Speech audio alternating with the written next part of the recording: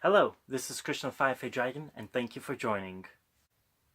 The Legend of Zelda is a classic Nintendo game series. It hails from a humble yet groundbreaking beginning with the first game, The Legend of Zelda. And from that first game, and through the amazing scope and beauty of the most recent title, Breath of the Wild, the Zelda franchise boasts many games, each a classic in its own right. Many great games have the honor of being in the Legend of Zelda series, so today I'm here to break down my top 10 Legend of Zelda games. Of course, this is my opinions based on my experiences with the games, so let's begin with number 10. Number 10, The Adventure of Link. I feel like this game has an overall worse design than its predecessor, with worse map, combat, and overall gameplay. And this game isn't as intuitive as most Zelda titles. Also, traveling is dull. The world map is bland, and enemies spawn on the world map. And with poor movement, it's hard to avoid them. But because of the poor combat, I wanted to avoid them. Overall, instead of having fun, I could tell that beneath the poor combat, bland visuals, and clunky movements was a great game that I knew I would love after I got used to its flaws. Although, I do have to say that because of my failures, I didn't put a lot of time into this game to get used to those flaws, so this game very well can rank higher, and I have no problem with more experienced players ranking this as number 1, if that is what they think. But number 9, Twilight Princess. Having one of the slowest beginnings of a Zelda game and a fairly forgettable story, it still manages to be a great game. Twilight Princess has wonderful visuals and is mostly beautiful all around. However, beauty itself isn't engaging enough.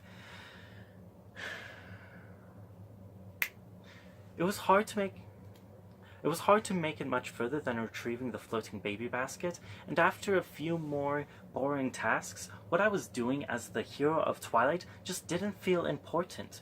I really enjoyed the later levels, but with a boring beginning, it's hard to get to the really great parts hidden behind the initial slog. Number 8, Skyward Sword. Some people like a bright and vivid world, and others like me enjoy a more sinister aesthetic, so it may be a surprise that I like Skyward Sword's aesthetics more than those of Twilight Princess, but it's because Skyward Sword had an amazing execution on its aesthetics, and Twilight Princess only had good executions thereof. More than aesthetics, I like the story and characters of Skyward Sword more, as well as the combat, and I even like the stamina meter introduced in this game. Many people didn't like the Wii motion controls, but they weren't as bad as the community advertised. Overall, I found this game had great story and gameplay to complement its aesthetics. The only reason this game isn't higher on my list is the same big issue as Twilight Princess. I found the beginning to be dull. Number 7, The Phantom Hourglass. A simple game, and one of my first experiences playing a Zelda title. I love this entry to the series. I enjoyed controlling the boomerang and making it fly in crazy patterns, and I also enjoyed the fishing, and almost everything in the game. It also felt great to make new progress in the main temple, although there was a lot of replaying the same places in the temple, and the landscapes did get a little bit stagnant because they were all cave or temple or town. But still, an amazing entry to the series. Number 6, Ocarina of Time. The leap to 3D gameplay and the introduction of L-targeting, the Ocarina of Time was a strong entry in the series and one of the most loved games by the fans. And I really enjoy this game, and the story alone was enough to secure this spot because it was just so endearing. However, just because someone was the first to do something doesn't mean that they did it well. And even though I can attest to most of the features of this game, like the story, map designs, items, and enemies, there are a few things holding this back. I had trouble controlling Link, for example, as well as the character designs were horrible. And like a lot of other games in this list, I didn't like the beginning. It took over half an hour for it to really be engaging for me.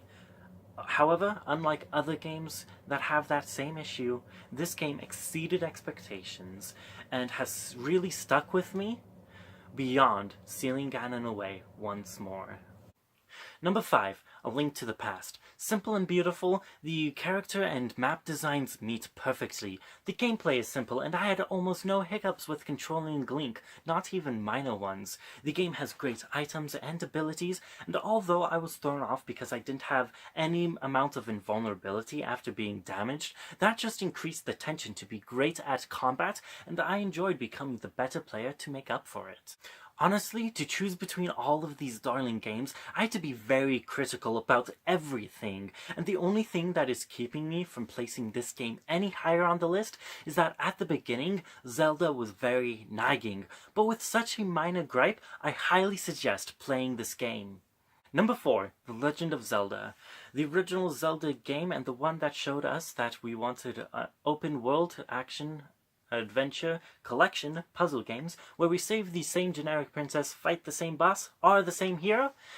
The Legend of Zelda is my 4th favorite Zelda game. Even though it is pixel art, it is one of the most beautiful games in the series. With well-crafted character models, maps, items, and gameplay, there are only 2 things that I find not perfect about The Legend of Zelda. Number 1. I find that the difficulty curve near the higher level dungeons is way too spiked. It isn't inherently bad, it just makes for more challenging gameplay at the end of the game, but I just would have loved it if the game meshed the casual play and the hardcore experience a bit more. Number 2. You just aren't given enough hints to find all the secret locations. You can either blow up, burn, or push rocks and trees in 4 different directions. And I don't have time to perform 6 different actions on 1,000 different objects in-game just to find the secrets. I just need some in-game hints to get me within the correct 4 different sections of the map. Okay? I want it to be just a chore and not an impossible chore to find all of the secrets. But still, no matter the flaws that you find with this game, The Legend of Zelda is one of the oldest and best Zelda games there are. Number 3, Wind Waker. The Wind Waker has amazing gameplay on top of a wonderful cartoon look and feel, with likely my favorite items in any of the games talked about so far, as well as maps, enemies, and travel. This is an all-round heavy hitter. Likely also my favorite because I know it so well. It is the first Zelda game that I remember ever playing, and the one that I've replayed most out of all of the Zelda games. I love the side quests and minigames, but what really makes this a wonderful experience to me is that there is meaningful combat, and the game is fun all around. Number 2, Majora's Mask. I actually dreaded choosing between these next 2 games because I just love them so much. Both are amazing and grow on the legacy of previous games. Ultimately, only one could rise to the top, so Majora's Mask narrowly slips into 2nd place. I knew that I was going to love this game going into it. More than any game ever before, this game's story, items, and abilities was spoiled for me time and time again. However, that didn't matter because controlling Link was solid, and even in the first half hour, I was surprised time and time again. Even with the story having been spoiled for me, even with everything having been spoiled for me, there was just so much that, even though I thought everything was spoiled, I was surprised time and time again, with surprises coming at every turn. The maps in the game are also specifically and carefully created with your masks and items in mind, so it pays to know how and when to use them. There are 24 masks, many songs, and other items such as Deku Nuts, bottles, and heart containers. And with the main campaign, this is a fun game for collectors and adventurers. With engaging combat, a beautiful world, enticing characters, and more, there's something for everyone to love in Majora's Mask. Number 1, Breath of the Wild. When I think of a Zelda game, I think of an open-world action-adventure collection puzzle game where we save the same princess, fight the same boss, and are the same hero. But Breath of the Wild builds on those criteria, improving on the Zelda formula. With the best open world I know of, as well as the most exciting adventure because you can climb, fly, or go anywhere on the map, as well as the feeling that you can never run out of collectibles, and there are even 120 shrines, each with their own puzzle, fight, or both. and each shrine giving you a spirit orb that helps increase either your health or stamina. This is an amazing game. When I first turned on Breath of the Wild, just the visuals and aesthetics took my breath away. But then I also find that the combat is the most fun in the entire series, as well as we get the most endearing characters, and not just the same generic Zelda. I mean, she does vary a lot of ways between the series, but it's usually just save the Zelda.